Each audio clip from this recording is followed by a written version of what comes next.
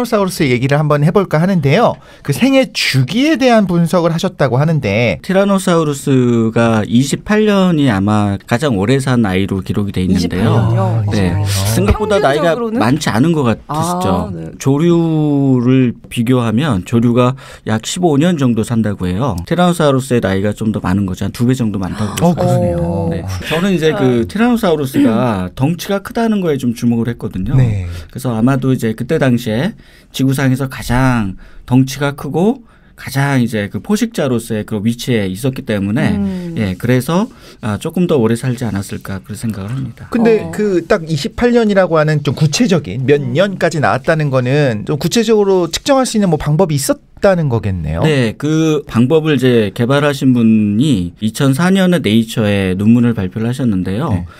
미국의 플로리다 주립대 그레고리 에릭슨 그 교수님이 공룡의 화석 절단면을 보면은 나이테 같은 게 있다는 거예요. 티라노사우루스가 이제 성년이 되기 전에 아기부터 청년기를 거치는 동안에 굉장히 빨리 성장을 했었는데, 크니까. 네네, 그렇죠? 네, 덩치를 키워야 되니까.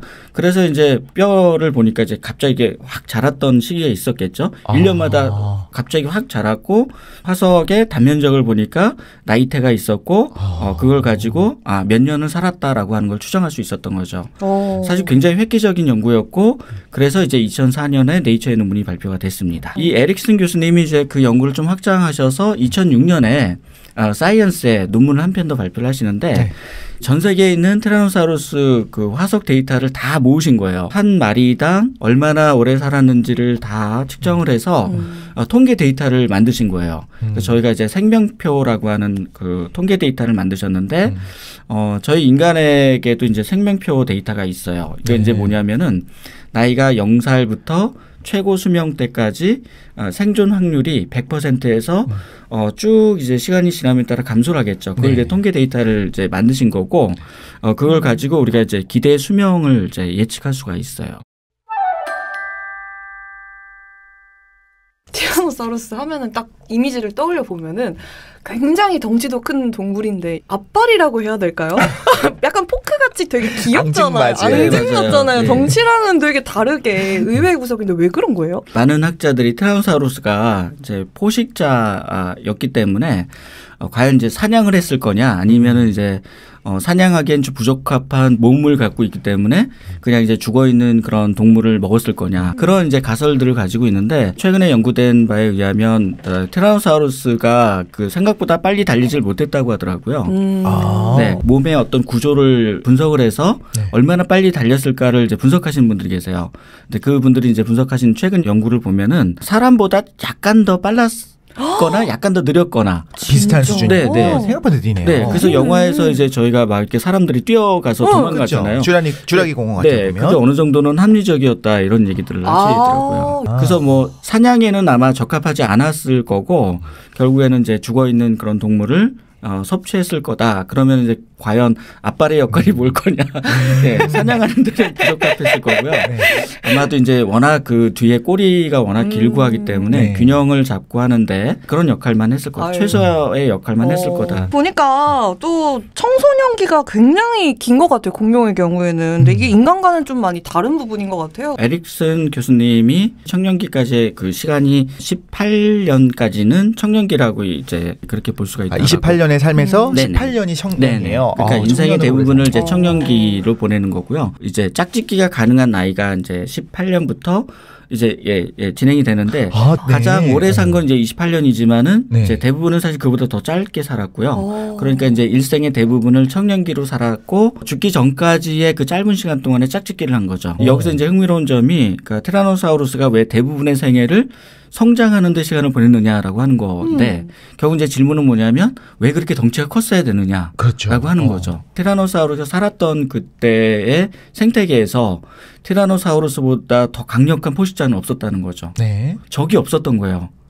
네, 그런 전략을 이제 취하게 된 거고 결국 이제 덩치가 거기에 한 역할을 했다는 거죠. 덩치가 컸기 때문에 다른 포식자로부터 피할 수 있었던 거죠. 그래 본인의 이제 생존에는 도움이 됐지만 또 많은 분들이 어떻게 생각하냐면 성장하는 과정에 너무 빨리 성장하면 그러면 이제 암세포 같은 것도 빨리 이제 형성될 수가 있는 거죠. 그럼 네. 결국에는 이제 본인의 수명에는 안 좋을 수가 있다는 거죠. 어느 정도는 그 덩치는 커질 수 있게 이제 최고 포식자의 위치였고 그게 커지는 걸 너무 빨리 성장하면 안 되니까 18년이라고 하는 오랜 시간이 걸렸다라고 생각할 수 있는 거예요. 그러니까 덩치를 키우기 위해서 대부분의 생애를 성장하는데 시간을 보냈다라고 하는 거죠. 그런데 보면 그렇게 커다란 동물들도 어린 시절엔 또 뭐 천적들이 있고 또 맞습니다. 잡아먹히기도 하고 그러지 않나요? 네. 그 이제 인간에게도 그 부분이 나타나요. 사실 모든 동물에서 유아기 때 사망률이 높은 현상이 나타나는데 과연 이제 티라노사우루스가 알을 낳고 그 이제 알을 어느 일정 기간 보호를 했을까 안 했을까? 네, 내버려뒀을까? 네네. 근데 이제 뭐 어떤 동물이든지 간에 이렇게 유아기 때는 사실 굉장히 약할 수밖에 없거든요. 네. 그러니까 보호가 필요했을 거고, 근데 그 한 2년 정도의 기간 동안은 사망률이 굉장히 높아요. 네, 그 2년 이후부터 18년 정도까지의 그 기간 동안은 사망률이 점차 감소가 되면서 굉장히 크게 덩치를 키우게 된 거죠. 처음 2년 동안 엄청나게 빨리 커지나 봐요. 네. 그리고 보호를 해줬을 수도 있고. 네. 근데 이렇게 구체적인 숫자가 나오는 거로 봐서는 생각보다 많은 샘플이 있나 봐요. 전 세계에서 티라노사우루스 그 화석이 가장 많이 연구가 됐을 거고요. 네. 아마도 이제 그 다른 샘플이 더 많았다면 아마 그쪽 연구가 더 많이 진행됐을 겁니다. 네. 샘플 때문에 어쩌면 티라노사우루스가 제일 많이 연구가 됐을 수도 있다. 사람들이 티라노사우루스를 굉장히 또 많이 또 좋아하고. 근데 이런 분석들이 전부 다 이제 교수님이 수학적 모델을 가지고 모델링을 해서 이제 연구들이 이루어졌던 거잖아요. 저는 그 에릭슨 교수님의 데이터를 가지고 이제 수학 모델을 적용해서 그 데이터를 좀 더 명확하게 이해할 수 있도록 분석을 한 거죠. 분석하신 그래서 발견한 또 다른 놀라운 사실이 있다고 들었어요. 티라노사우루스의 수명 그 패턴을 이제 분석을 해서 네. 처음에는 이제 인간과 비슷할 거다라고 기대를 하고 분석을 했는데 네. 사망률의 그 나이에 따른 추이가 굉장히 비슷하게 변하는데 그래서 처음에는 이제 인간과 좀 비슷한 어떤 생존 전략을 하고 있나 그렇게 생각을 했었는데 특성 수명이라고 하는 일정한 시기의 나이를 가지고 노멀라이제이션 표준화를 해봤어요. 그랬더니 아까 말씀드렸지만 인간은 이제 청년기가 짧고 장년기, 노년기가 좀 길잖아요. 그러니까 티라노사우루스는 청년기의 기간이 워낙 길었으니까 뭔가 사실 차이가 나야 되는 거거든요. 그렇죠. 그래서 그 방법을 가지고 분석을 해보니까 굉장히 다른 생존 패턴을 갖고 있는 거예요. 다른 파충류도 비교를 해보고 덩치가 좀 큰 조류하고도 비교를 해봤는데 굉장히 재미나게도 파충류는 오히려 인간하고 좀 비슷하고요. 그리고 이제 조류와 티라노사우루스가 비슷한 거예요. 그 데이터를 가지고 티라노사우루스의 생존 전략이 덩치가 큰 조류와 비슷하다. 이렇게 얘기할 수 있는 거죠. 파충류보다도. 네. 교수님이 제안하셨던 그 수학적 모델 분석론, 그죠? 분석 방법 있잖아요. 티라노사우루스뿐만 아니라 그 다른 공룡, 또 다른 동물에 이미 적용을 하신 부분도 있을 거고, 그리고 또 적용을 하게 되면 생애 주기, 생존 전략, 그리고 노화가 어떻게 이루어지는지 그 패턴까지 다 알 수 있겠다는 생각이 드는데 혹시 기존에 연구되지 않았었던 다른 공룡에다가 적용하신 적도 있으실까요? 사실 그 티라노사우루스의 데이터 생명표가 완성될 정도의 통계 데이터가 완성될 정도의 어떤 충분한 샘플이? 데이터가 있지만 다른 화석의 경우는 그렇게 통계적인 데이터가 없어요. 그래서 아직은 이제 널리 적용하지는 못했고, 근데 이제 이런 연구를 좀 더 저희가 확장을 하면 동물의 어떤 수명 패턴 그런 부분들 좀 이제 연구를 할 수 있을 거라고 기대를 하고 있고요. 그래서 뭐 가능하면 좀 다양한 응용 연구를 좀 해보고 싶다는 생각은 하고 있어요.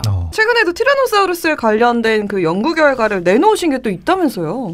이 연구는 제 연구는 아니고요. 최근에 미국 UC 버클리대와 샌디에이고 자연사 박물관의 그 연구팀이 연구한 결과입니다. 뭘 했냐면 이제 이분들이 공룡의 생명표 데이터하고 이분들이 이제 활용하신 게 뭐냐면 다무스 법칙이라는 게 있어요. 인구 밀도하고 체중을 비교하신 거예요. 그러니까 뭐냐면 체중이 작은 생물은 좀 더 많이 살았을 거다. 그리고 덩치가 클수록 그 지역에 더 적게 살았을 거다. 이런 이제 생각을 해볼 수 있잖아요. 그렇죠. 개체량이. 그걸 우리가 이제 수식으로 표현한 게 다무스 법칙인데 이분들이 이제 그 다무스 법칙을 이용해서 티라노사우루스가 동시대에 지구상에 몇 마리가 살았을까라고 하는 걸 분석을 해보신 거예요. 근데 이분들의 결과에 의하면 97.5%의 확률로 동시대에 2만 마리 정도의 티라노사우루스가 지구상에 살았을 거다. 예, 그리고 티라노사우루스가 전체 지구상에 12만 7천 세대를 살았을 거다라고 추정을 하고 있어요. 네. 그러면 한 세대당 약 2만 마리 정도가 살았을 거로 추정할 수 있기 때문에 지구상에 총 티라노사우루스가 와, 25억 마리가 살았을 거다. 25? 네. 이야. 근데 전체 기간을 따지고 보면 사실 많지 않은 숫자인 거죠. 아, 전체 네. 기간으로 봤을 때 25억이다. 네, 그런 거죠. 이런 포식자가 2만 마리 정도면 사실 별로 적은 많지 않은 것 거죠. 같기도 네. 하고요. 그렇군요. 생각보다. 네네. 그래서 이분들의 이제 결과를 가지고 보면 티라노사우루스가 사실 굉장히 외롭게 살았을 거다 이런 좀 생각을 해볼 수 있어요. 네, 그렇죠. 짝짓기에 실패하기도 하고. 그래서 저희가 좀 생각을 해볼 게 그때 당시에 생태계에선 티라노사우루스가 가장 강한 포식자였고 네. 정말 티라노사우루스를 견줄 만한 그런 포식자가 없었던 거죠. 근데 사실 지금 인간도 사실 비슷해요. 인간도 이제 뭐냐면 덩치는 작지만 네. 인간만큼 오래 살고 있는 생물이 없어요. 굉장히 인간은 굉장히 예외적인 그런 수명을 살고 있는데 원래 DNA에 써 있는 거를 넘어설 정도를 네, 말씀하시는 그렇죠. 거죠? 그렇죠. 네네. 그러니까 지금 이제 인간의 그 장수는 사실 굉장히 문제가 되고 있어요. 왜냐하면 자연에 별로 이렇게 유익하지가 않습니다. 네, 환경 문제도 있고 네. 인구 문제 그 자체가 굉장히 큰 문제를 이제 유발하고 있는데 그래서 이제 저는 사실 이 논문을 마무리하면서 어떤 생각이 들었냐면 티라노사우루스가 덩치를 키웠던 생존 전략을 취했는데 인간은 이제 덩치가 크지 않은 거죠. 네. 굉장히 작은 몸집을 가지고 생물학적으로 살 수 있는 수명, 그 수명의 한계만큼 굉장히 오래 살고 있는 거죠. 정말 다른 그 생존 전략을 취하고 있는데 결국 이제 인간이 취한 전략은 뭐냐면 결국 이제 지능인 거죠. 지능. 네. 그러니까 똑똑해서 그래서 좀 더 환경이 잘 적응하고 서로 이렇게 어려움을 보듬어 주면서 그렇게 이제 오래 살고 있는 종인 그래, 거죠. 우리도 너무 똑똑하고 지능 높고 학력 높으면 결혼 못해. 짝짓기를 못해. 그런 그게 건가요? 그렇게 되는 거죠. 공룡처럼. 사실 좀 비슷한데요. 그러니까 결혼을 좀 늦게 할수록, 그러니까 출산을 늦게 할수록 좀 더 오래 산다라고 하는 연구 결과는 있습니다. 사람이요? 아니면 네, 티라노사우루스? 사람이. 진짜? 사람이요? 이거 봐요. 저 오래 살려고 저 장수하려고 지금 그러는 거 전략적으로 아주 그러고 있는 거야. 그렇게 결혼 못 하신 거를 지금 이렇게 솔로로 살고 계신 거를 합리화하는 얘기 잘 들었습니다. 아닌 것 아이고, 같고요. 네, 아이고. 근데 그 생존 전략이라고 하는 걸 들어보니까 이게 되게 흥미로운 것 같아요. 사람 같은 경우에는 사실 신체적인 걸 보면 다른 영장류에 비교해서도 악력도 떨어지고 떨어지죠. 모든 게 떨어지는데도 불구하고 어떤 대뇌를 발달시키는 쪽으로 가서 지금은 어떤 지상의 최강자가 최강의 됐죠. 포식자가 된 됐죠. 거죠. 네. 근데 이게 문제가 있다. 그 수명이 너무 길다라고 하는 우리 원병무 교수님 개인 의견도 잘 들었습니다. 근데 티라노사우루스의 정이 좀 간다. 알다 보니까 되게 정도 가고 사실 티라노사우루스 많이 좋아했어요? 어떤 공룡 제일 좋아했어요? 그냥 그 남자들은 티라노사우루스를 좋아해요. 제일 먼저 좋아하기도 하는데 저는 오히려 그 쥬라기 공원이라고 하는 영화를 보면서 작고 똑똑한 벨로시랩터인가요? 네. 벨로시랩터. 랩터들을 저는 좋아했었던 것 같아요. 걔 막 식당 뛰어다니고 막 맞아요. 너무 싫었어 나는 정말. 저도 사실 벨롭시랩터를 이렇게 이제 좋아하는데 네. 티라노사우루스는 덩치를 이제 취했잖아요. 네. 근데 벨롭시랩터는 이제 사실 지능을 좀 취했다라고 볼 수 있어요. 약간 사람이랑 비슷한 예, 느낌. 맞아요. 맞아. 그러니까 소름 덩치가 돋았어. 좀 너무 작았고 무서웠어. 그리고 서로 협력하잖아요. 맞아요. 네. 이게 협력하는 게 오히려 더 사실은 생존에 유리했을 거다 그런 생각을 좀 해볼 수 있습니다. 그러네요. 정말 티라노사우루스 이야기를 계속 듣다 보니 저도 오랜만에 다시 그 영화도 생각이 나면서 얼마나 교수님이 사랑하셔서 정말 애정이 느껴져요. 그렇죠. 취미를 넘어서 덕후를 넘어서 논문을 쓰시고 이렇게 논문을 내시는 교수님과 함께하는 시간을 가지니까 참 이게 좋은데요. 이 정도로 끝내시진 않았을 것 같고 앞으로도 티라노사우루스와 관련돼서 연구들을 하고 싶으신 게 많을 것 같아요. 뭐 어떤 걸 후속 연구로 하고 싶으세요? 제가 주로 연구하고 있는 분야가 방사광 X선 현미경이라고 하는 기법을 이용해서 재료 내부를 파괴하지 않으면서 재료 내부를 고해상도로 들여다볼 수 있는 현미경을 활용하는 연구를 하고 있는데요. 네. 지금 이제 그 화석은 이제 굉장히 귀한 샘플이기 때문에 비파괴로 그 내부를 들여다볼 수 있는 현미경이 있으면 굉장히 좋을 것 같아요. 그렇죠. 네. 그래서 이제 고생물학 분야에 계신 분들 굉장히 중요한 어떤 화석 샘플이 있다면 같이 한번 연구를 해보고 싶다는 생각을 하고 있어요. 요 현미경이라고 하는 거는 그 과학 현미경처럼 딱 모양이 보이는 건 아니고 또 분석이 필요한 거죠. 그 패턴을 가지고 어떻게 생겼을 거다라고. 이제 저희가 병원에서 그 엑스레이 사진 찍듯이 네. 이제 그런 이제 방식인데요. X선을 방사광에서 굉장히 높은 휘도의 그런 빛을 만들어서 그 빛으로부터 X선을 이제 저희가 활용을 해요. 그러면 이제 재료 내부의 물질 내부를 굉장히 높은 투과력을 가지고 통과를 하게 되고 네. 거기서 이제 그 이미지를 얻을 수가 있는 거죠. 그래서 바로 이제 저희가 카메라 같은 원리 바로 들여다볼 수가 있어요.